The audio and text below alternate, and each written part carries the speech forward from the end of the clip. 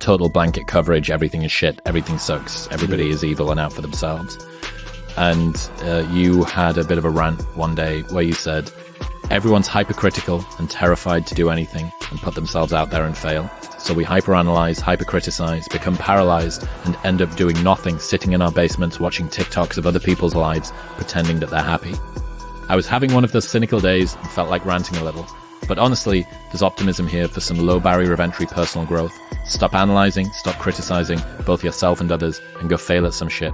Go give someone a good job for sucking at something, because at least they're trying. Maybe it will even give yourself permission to do the same. We find meaning in trying difficult things, not just in succeeding at them.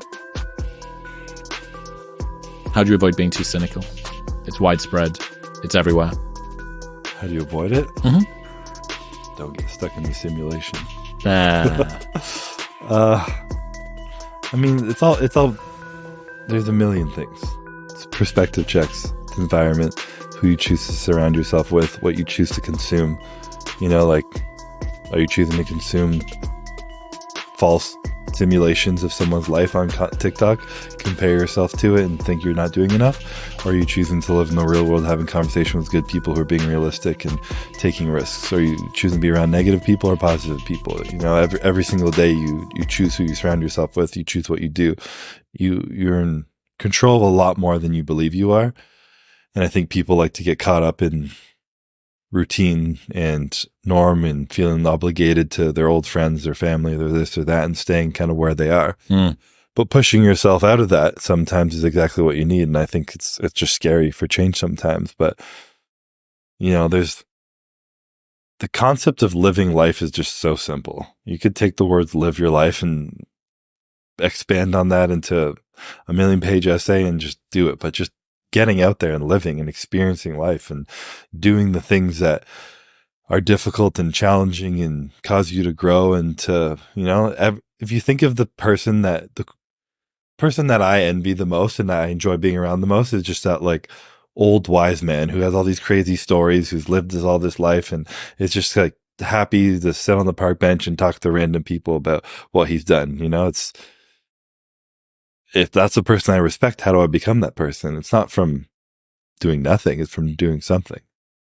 It's funny that we kind of see the trajectory that everybody's on, because we can all see old people now, old people that seem to be content. We think, well, if that's where I'm going to end up, is there not a way that I can just speed run bringing some of that into now? Yeah. You know what I mean? But we also see old people who aren't content at all. You know, you see a lot of old people now who are even more sucked than some young people into the simulation of the hyperreality of their phones and their content and just being like stuck into that. And you also don't want to, you want to see yourself sped into the future. What if that's the path you're on? Yeah. Well, it should be a cautionary tale. Yeah. Right. That should be the route that you want to try and avoid as much as possible. I had a conversation with David Senra, who does Founders Podcast. You know, he's broken down 300, 400 famous people from history, and he reads all of the books on them, and then he talks about them on his podcast. And I was asking him about how people do, most of the people he learns about are successful in one form or another, basically how people do success wrong. And he just has endless stories of people who achieved a ton of worldly success and seem to have absolutely zero fun in the process. None at all. Yeah. And, you know, there was this one story about this dude, I think worth, you know, billions and billions of dollars, and was in his late 70s, had maybe grandkids, maybe even great grandkids at this point, and was still showing up to conferences, you know, sort of beating down deals on the door at 78 years old, you know, with this illustrious career behind him. And David didn't think that this was coming from some well-balanced desire to maximize his calling in life, which was to be the best business leader, salesperson, but just this as yet unalchemized compulsion to need to be busy and to be seen and for validation and for recognition and for success and so on and so forth.